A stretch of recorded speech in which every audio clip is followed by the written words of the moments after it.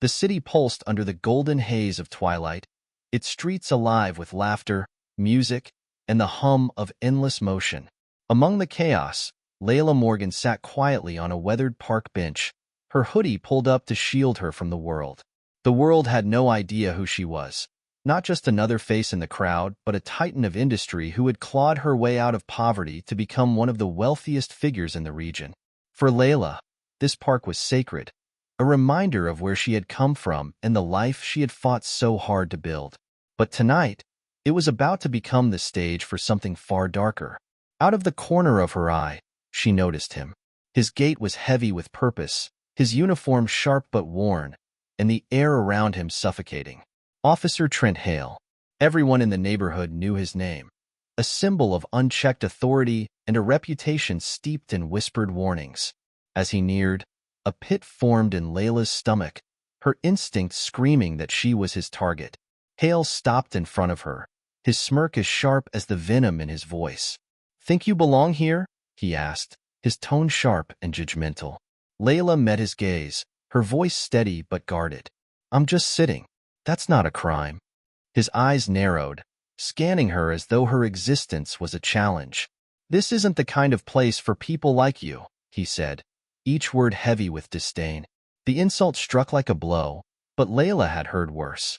She straightened her spine and refused to look away. "People like me," she said calmly. "I think you mean someone who isn't afraid to sit in her own city." The words clearly struck a nerve. Hale's expression twisted, and his hand moved to rest threateningly on the holster at his hip. "You think you're clever," he sneered, his voice low and dangerous. "Maybe I remind you who makes the rules." Layla's pulse quickened, but she remained steady. "You don't scare me," she said, though her hands trembled in her lap. She wasn't just defending herself. She was standing up to the fear that had held her community hostage for too long.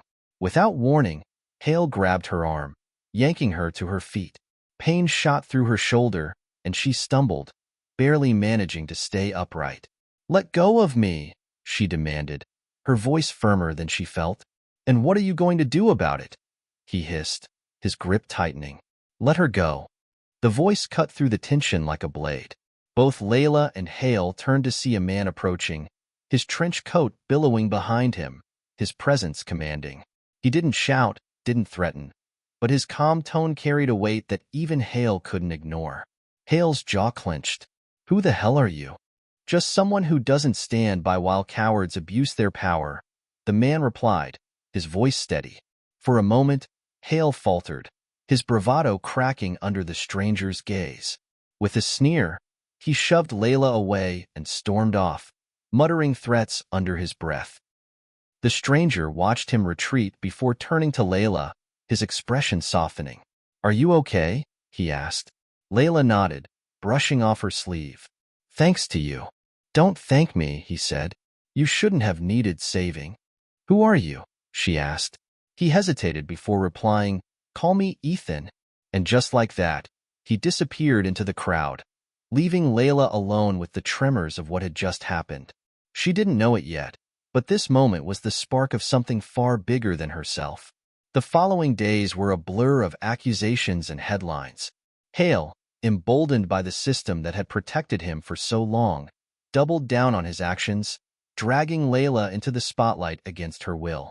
But she was no longer the girl from the struggling neighborhood. She was Layla Morgan, a woman who had fought too hard to back down now. She called Ethan, and together with her lawyer, Camille Rivers, they began to peel back the layers of corruption that Hale and his badge represented. What started as a single confrontation unraveled into a damning exposé of systemic abuse within the department. The courtroom became a battleground.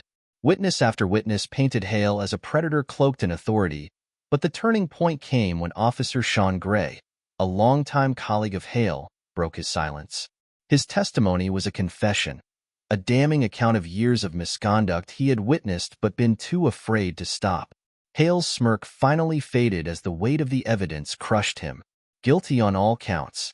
The words echoed through the courtroom as Layla exhaled a breath she hadn't realized she'd been holding.